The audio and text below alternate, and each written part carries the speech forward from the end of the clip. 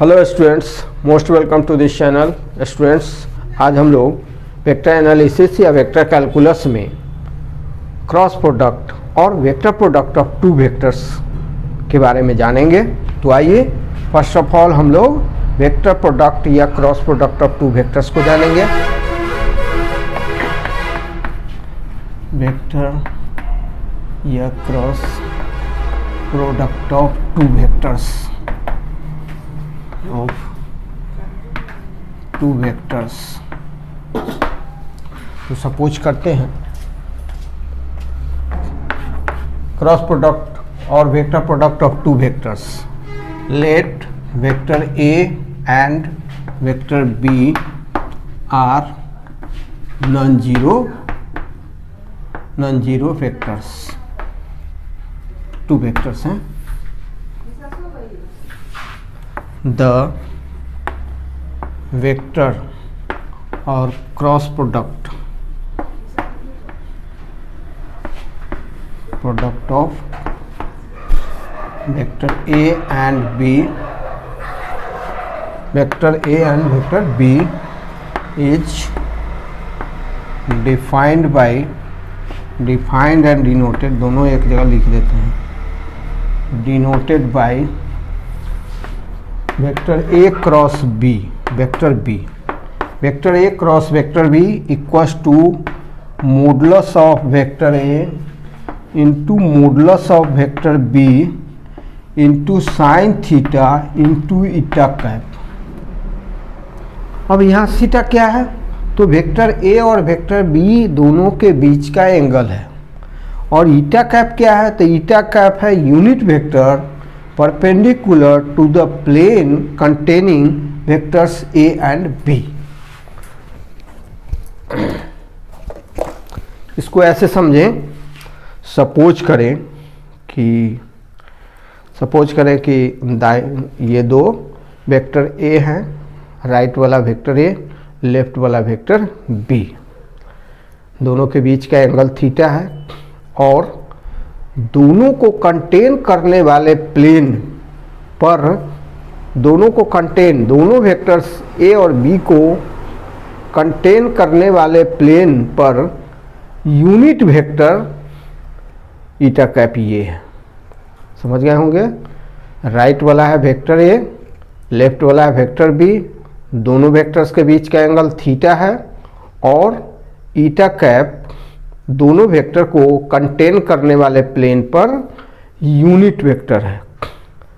ये जो परपेंडिकुलर है वह यूनिट वेक्टर है, जिसे ईटा कैप से डिनोट किया गया। समझ में आ गया होगा? यह स्थिति है vector A cross vector B का पोजीशन है।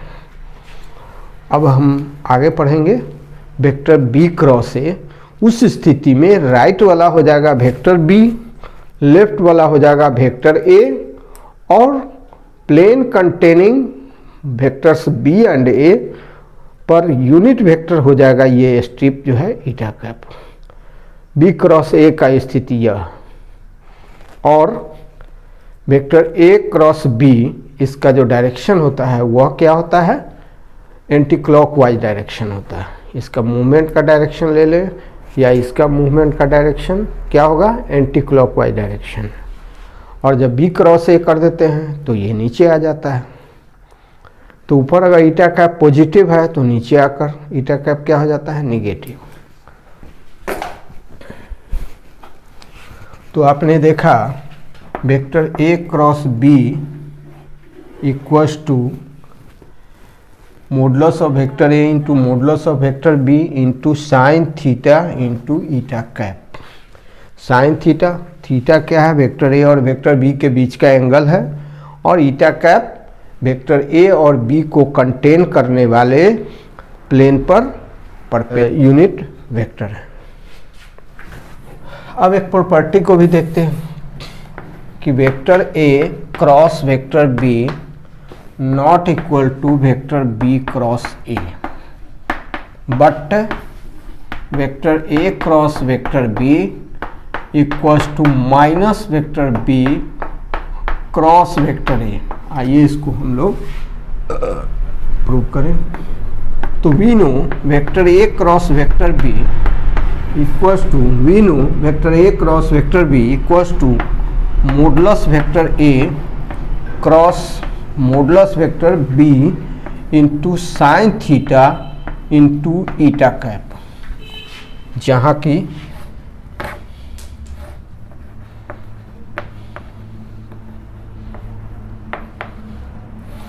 ईटा कैप है, ये दोनों के बीच का एंगल थीटा है, ओरिजिन मान सकते हैं। यही फिगर होगा ए क्रॉस बी का, ए क्रॉस बी के लिए। अब बी क्रॉस ए के लिए क्या होगा जरा देखें। Vector B cross vector A equals to modulus vector B into modulus vector A into sine theta into minus eta cap. अरे माइनस ईटा कैप क्यों हुआ, इनको थोड़ा सा नीचे कर देंगे, ये ईटा हो जाएगा। माइनस क्यों हुआ ईटा कैप, इसलिए कि जब हम बी क्रॉस ए करते हैं, बी क्रॉस ए, तो इसका डायरेक्शन चेंज हो जाता है, इसका जो डायरेक्शन है वह चेंज हो जाता है, और जो आपका ईटा कैप होता है वह नीचे की ओर आ जाता है। इसलिए ईटा कैप का साइन चेंज हो गया, तो ये साइन, ये निगेटिव साइन यहाँ आ जाएगा माइनस। अब आप B cross modulus B cross into modulus A cross को आप ऐसे भी लिख सकते हैं, minus modulus of A vector into modulus of B vector into sine theta into eta cap, ऐसे लिख सकते हैं। अब ऐसे जब लिख सकते हैं, ये किसका वैल्यू है आपको दिख रहा होगा, इसका साइन ए क्रॉस बी का वैल्यू है, vector A cross vector B का वैल्यू है। तो यहाँ पर लिख देंगे माइनस चिन्ह लगाकर vector A cross vector B. This implies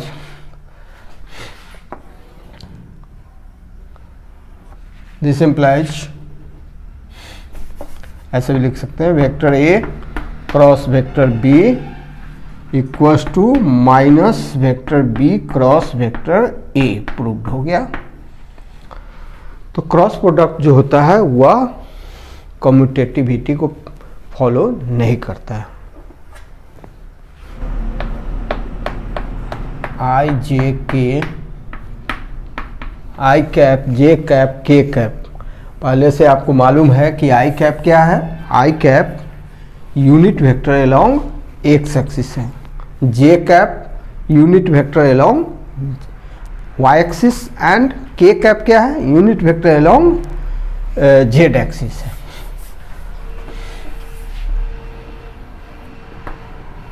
ये आई जे के जो हैं वो साइक्लिक हैं, इनका जो वेक्टर प्रोडक्ट है वह साइक्लिक है। साइक्लिक क्या होता है, आई क्रॉस जे इक्वल्स टू के, जे क्रॉस के इक्वल्स टू आई, फिर के क्रॉस आई इक्वल्स टू जे, ऐसा होता है। आइए इसी को हम लोग डिस्कस करेंगे। I cross J, I cap cross J cap का वैल्यू हम देखते हैं vector product of two vectors के बेसिस पर। तो वेक्टर आई या I cap cross J cap equal to modulus I cap into modulus J cap into sine 90 degree into K cap हो जाएगा। ये क्यों, तो X axis, Y axis, Z axis. तो देखें यहाँ पर X axis, Y axis, Z axis हमने ड्रॉ किया। एक आई कैप क्या होता है, एक्स एक्सिस के अलोंग यूनिट वेक्टर होता है। जे कैप क्या होता है, वाई एक्सिस के अलोंग यूनिट वेक्टर। के कैप क्या होता है, जेड एक्सिस के अलोंग यूनिट वेक्टर होता है। और आई और जे को कंटेन करने वाले प्लेन, कौन प्लेन होगा, एक्स वाई प्लेन पर जेड एक्सिस क्या है, परपेंडिकुलर है, और जेड एक्सिस के अलोंग क्या है, तो के कैप है। के कैप यूनिट वेक्टर है, तो ईटा कैप के बदले क्या लिखा जाएगा, के कैप लिखा जाएगा। तो I cross J, I cap cross J cap equal to modulus I cap into modulus J cap into sine 90 degree, और आई जे को कंटेन करने वाले प्लेन पर के क्या है, यूनिट वेक्टर है, इसलिए ईटा की जगह पर के। तो अब आइए इसका वैल्यू कितना हो जाएगा, यूनिट वेक्टर का मॉडुलस 1 होता है, तो 1 इंटू 1 इंटू साइन 90 डिग्री का वैल्यू कितना, 1 कौन सा बच जाएगा, ओनली के कैप। तो आपने देखा I cap cross J cap equals to K cap, दिखाई दिया। इसी तरह से जे क्रॉस के इक्वल टू क्या आई हो जाएगा, के क्रॉस आई जे हो जाएगा, फिर I cross J equals to K, I cap cross J cap equals to K cap, और साइक्लिक ऑर्डर में आई क्रॉस जे के, जे क्रॉस के आई, तो लिखते हैं J cap cross K cap equals to I cap, और फिर के आई क्या हो जाएगा, K cross into I cross equals to J cap हो जाएगा, यह हो जाएगा। और जब ऑर्डर चेंज हो जाएगा तो साइन चेंज हो जाएगा, निगेटिव हो जाएगा। अब आइए निगेटिव कैसे होगा देखते हैं। हमने अभी प्रूव किया था I cap cross J cap equals to K cap, similarly ये दोनों प्रूव किया जा सकता है। अब हम लोग जे क्रॉस आई का वैल्यू निकाल कर देखते हैं। अब देखेंगे j cap cross i cap equals to, तो vector product of two vectors j cap and i cap का देखते हैं। तो मॉडुलस जे कैप इंटू मॉडुलस आई कैप इंटू साइन 90 डिग्री होगा। क्यों? क्योंकि आई और जे के बीच में आई जे के तीनों म्यूचुअली परपेंडिकुलर होते हैं, तो 90 डिग्री।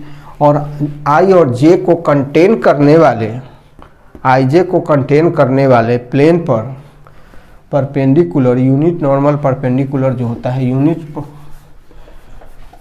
परपेंडिकुलर यूनिट वेक्टर जो होता है वह होता है के कैप।